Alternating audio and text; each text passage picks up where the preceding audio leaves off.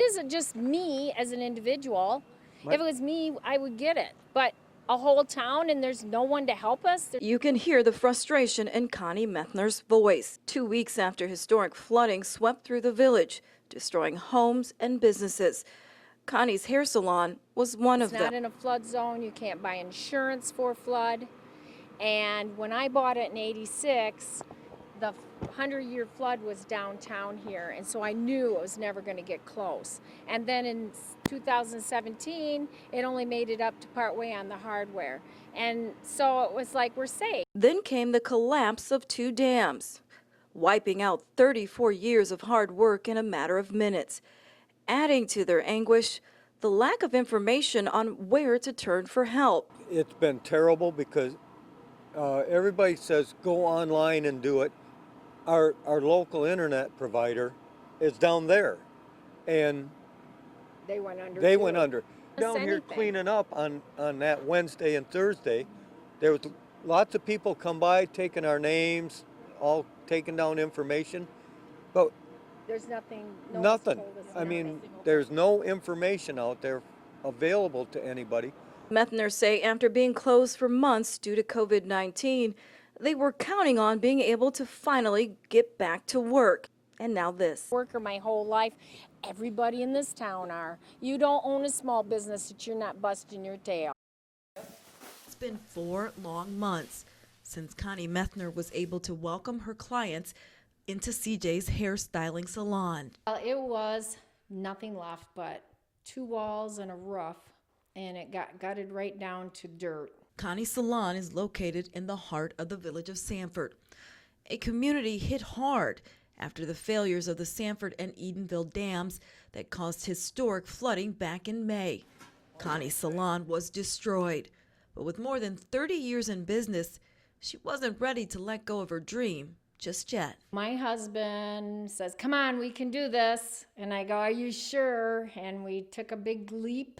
The extensive damage wasn't covered by insurance, so in order to rebuild CJ's, they would need to dip into their retirement savings and count on the generosity of others, and roll up their sleeves and get to work. Kim, in particular. I just got started on my retirement. This took priority, and I was probably 80 hours a week on it. From the floors to the walls, to the cabinets and the barber's chair, nearly everything needed to be replaced, with a few exceptions. What survived was that shelf, this cabinet that my husband built for me. This week, after months of blood, sweat, and tears, they were finally back in business. You can hear the pride in Connie's voice as she talks about Kim's labor of love. When he walked out of here, he literally teared up and said, "I'm all done." And I go, "Yeah, now you can enjoy your retirement." And you know, he doesn't know what to do with himself because he's constantly down here. CJ's officially opens on Halloween. In Sanford, Cheri Hardmon, ABC 12 News. We knew that this was bigger than just our son. This was veterans. This was veterans in our community. A labor of love to honor those who have served our country, now crumbled and broken. The road was gone.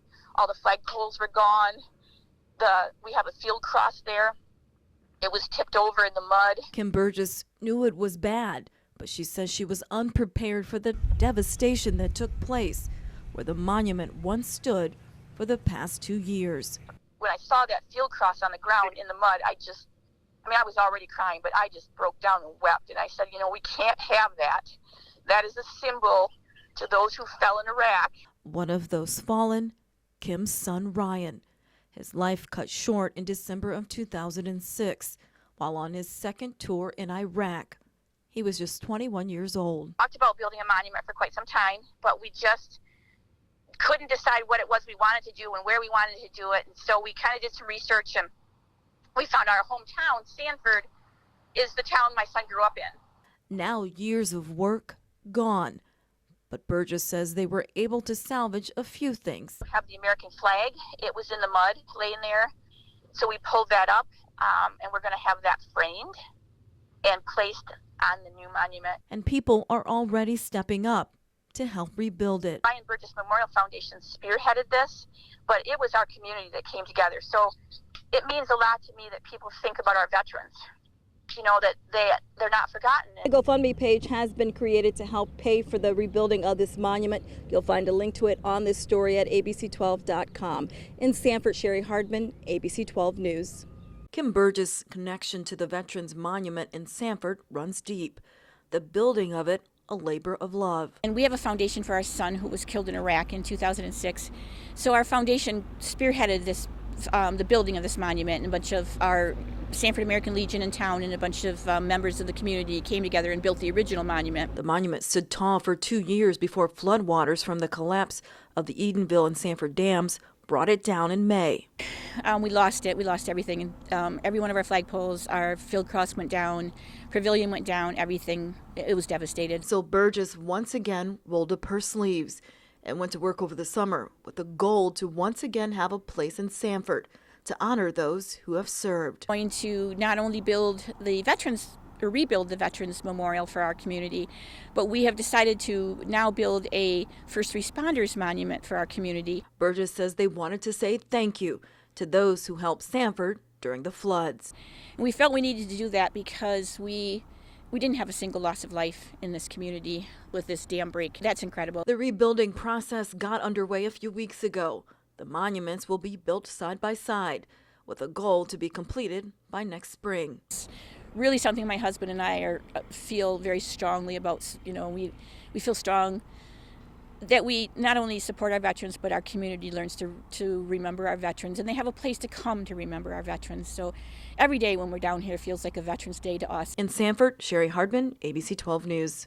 We spent the whole day watching the water rise, pulling things out of the water, trying to get things out of people's businesses. Dolores Porty could have never imagined the kind of damage that would take place that day in the village of Sanford, following the failures of the Edenville and Sanford dams 6 months ago. It's hard to fathom what we found. I woke up the next morning to watching a guy walking, you know, through the water up to his neck, trying to find his home down there. I don't think I was expecting that. And the amount of debris against the dam that were people's homes, their boats, their jet skis, and their sheds, their roofs, it was unimaginable. A lot has happened since that day. The debris by the dam has been removed. Businesses are reopening. Homes are being rebuilt. A community on the slow road to recovery. Every time I turn around, someone is here helping with something and offering to come back and help.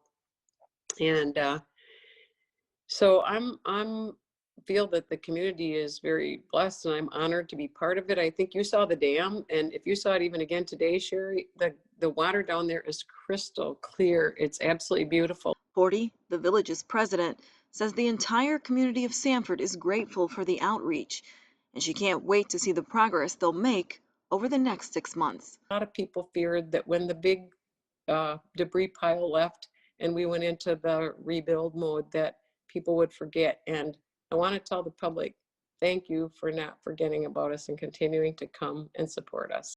Cheri Hardmon, ABC 12 News.